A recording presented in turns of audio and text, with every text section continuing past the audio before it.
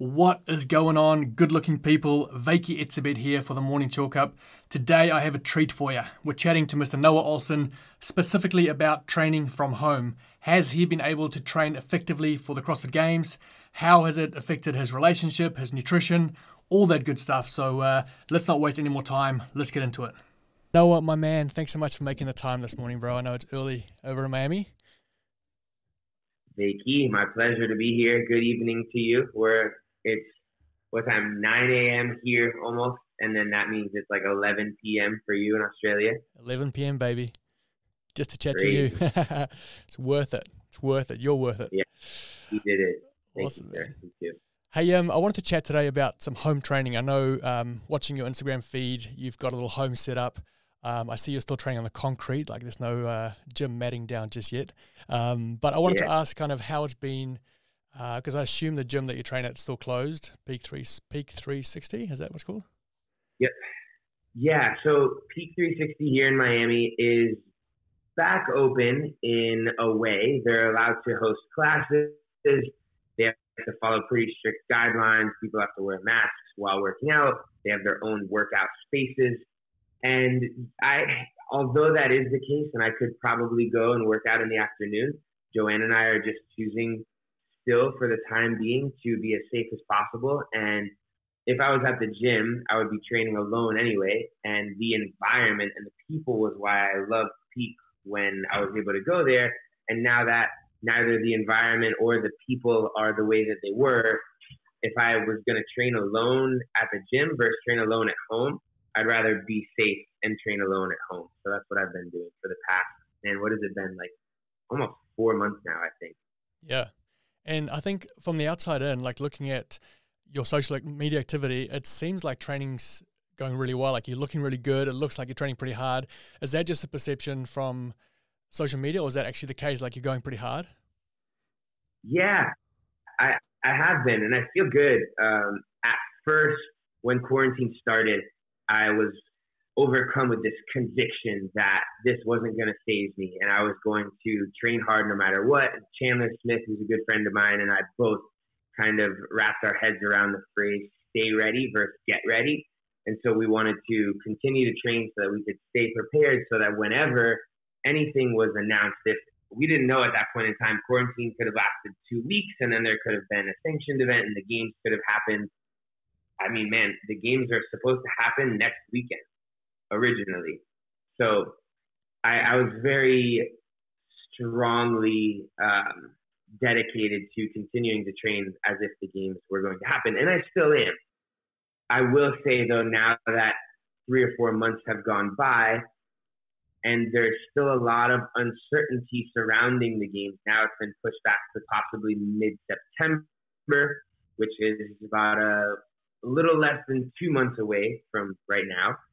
I've been feeling like the past 2 weeks a little bit less of a definitive sense of purpose in my life in general, because training and competing are such big parts of my life. Now when I'm going out to train, I feel like I would prefer that I would be able to say I'm training for the CrossFit Games.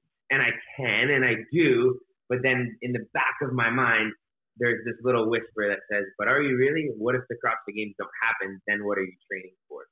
And so I've been having a little bit of that battle going on, and I'm going to do my best to kind of push through it and just train as hard as I can, because if the games do happen, I want to show up and do the best that I possibly can. But again, there's that possibility that if the games don't happen and I went really hard for this period of time, that kind of is shaving some of the years of my competitive life off a little bit, right? I'm 29 years old now, and so I maybe have a good handful of years. Like best case scenario, maybe I've got 4 or 5 years of being at the top of this sport individually. And so if I really get after it now and then the games don't happen and I have to wait until next year, that was like wear and tear on my body that I could have saved to make my career a little bit more sustainable. Yeah, sure. Yeah, that must be hard, eh? Just not knowing when if it's going to happen this year or not. Do you feel like you've got the tools available at home to effectively prepare for the CrossFit Games? I'm not sure exactly what you have, what you don't have, but I've noticed like odd dumbbells, like a hex dumbbell and then like another one. So have you got the tools there to actually, do you feel like you can actually prepare for the CrossFit Games from home? I think so. I have almost everything that I need here to train for the games at home. The only things that I would say I'm really missing, or the only thing, to be honest, is a rope, like for rope climbs. And I probably could get one and hang it from a tree, and it wouldn't quite be 15 feet, but it would be good enough. And so maybe I will end up doing that. But the last week, which was the first week that I've done it, I had rope climbs programmed, and I went over to Peak 360 in the afternoon when there was nobody there. The gym was empty, and I snuck in some rope climbs, and then I came back home. So regarding training at home, though, I have a few barbells now, and luckily, thanks to Rogue continuing to host the Invitational virtually while we were all in quarantine, that was really cool. They sent us a big equipment package, and so I was able to, through them, acquire an Echo bike, a rower, a couple barbells, a huge stack of plates, some other accessory pieces. And so, man, I feel super, super fortunate and almost guilty saying this because I know a lot of people haven't been able to get all of the equipment that they've needed. But I have more than enough here to get in some really good training. That's really cool. And what about like family life, your relationship with Joanne? How's that been? Has it been affected at all positively or negatively, like training at home and being like there more? Has it been any? Yeah. I don't know. It's hard to say. Everything's just like in the world is a little weird. And so Joanne and I will sometimes have just like a weird day where we're both like, yeah, I just feel weird. I don't know why. I'm sorry that I'm not being myself, or like our dynamic is a little bit off. And we're not used to spending every single day and every single hour of every single day together. I wouldn't say that there's been like a hugely increased level of bickering or anything like that. It's definitely there every now and then, as it was before. But now that we're seeing each other a lot more, we've come up with a good balance, I think, of her being able to do school inside online and wear her headphones, and then I'll go outside and train. And rather than having a speaker playing out loud, I'll put my headphones in while I'm training. And we both try as much as we can to kind of respect our own hustles, right? She's inside hustling and doing her thing. I'm outside hustling and doing my thing. And then at the end of the day, when we're both done, we can spend time together and make dinner and all that good stuff. So still finding the balance, but it's definitely been different. Yeah, that's cool. Talking about dinner, what about nutrition? Like, do you find, has there been a difference being home? Have you been able to focus more on nutrition rather than being out and about? Yeah. It's probably been, I was actually ironically thinking about it last night.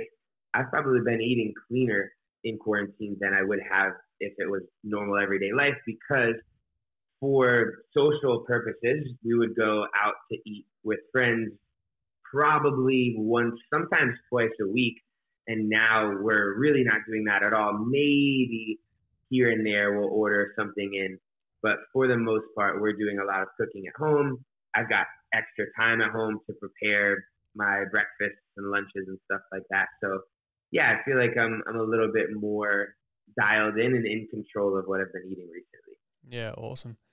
And do you think, like post all this craziness, do you think like training from home is going to become more the norm, not only for athletes, but also for like the general population, the average Joes? Do you think, like, and for yourself as well, like, do you think something becomes more of a staple, like training from home rather than a local gym? I don't know, man. That's tough because, like I said before, I love the gym environment. I love being able to hang out and interact with people. You know that. You came down here and saw how much I feed off of a good environment at the gym. So I think if that comes back around eventually, I don't know when it's going to feel like healthy and safe, but if health is not a concern at all at some point in the future and everybody can go back and train together, I think I will prefer that and I'll miss that. But until that's the case, and until there is something specifically different in a positive way for me training at the gym than training at home, I don't see any reason why I would end up going back over there just yet. So I don't know. In the future, I do hope that people are able to go back to taking group classes, because I think that is such a positively powerful element to CrossFit is the community, right? We all know that. And so if that becomes less, I think that people will be missing out on something that we've all enjoyed so much over our time spent in the CrossFit world. Yeah, for sure, man, for sure. That's awesome. I wanted to ask you a question around social media, because I know you're someone who's fairly active. I wanted to kind of ask you around your motivation. I know for myself with social media, I really enjoy it. And so I'm just motivated by the joy it brings me, kind of sharing my life and hopefully inspiring someone somewhere. What's kind of the motivation for you? Because I do feel like you are you're probably more active than most athletes. So what's the motivation for you of social media? I think partially it is an obligation. You know, there is one factor where I have to post because I have sponsors that are paying me to promote their brands. That's a small part of it. And even within that, the greater part of it is what you just said, is that I really do enjoy it. I have fun getting creative with content, being able to post something that might bring somebody joy or inspire them. And so I'm always trying to find things that will accomplish both of those things at the same time. So during quarantine, it's been one of the biggest things that I took on myself that I felt like could really be helpful was doing Instagram live workouts. And again, a feeling of guilt that I've had recently is I've fallen off of doing those. I'd love to get back on track and do some more when the George Floyd and Black Lives Matter movement were really big here in the United States. And I would assume potentially over there in Australia, around the world, really, there was just this weird period of time on social media, for me at least, where I felt like I didn't really know what was necessarily appropriate to post. I didn't want to be ignorant or inconsiderate to the way that people were feeling. I personally felt very strongly about the Black Lives Matter movement, and I wanted most of my content and things that I was sharing to be surrounding that, because it was something that I felt very strongly about, and I still do.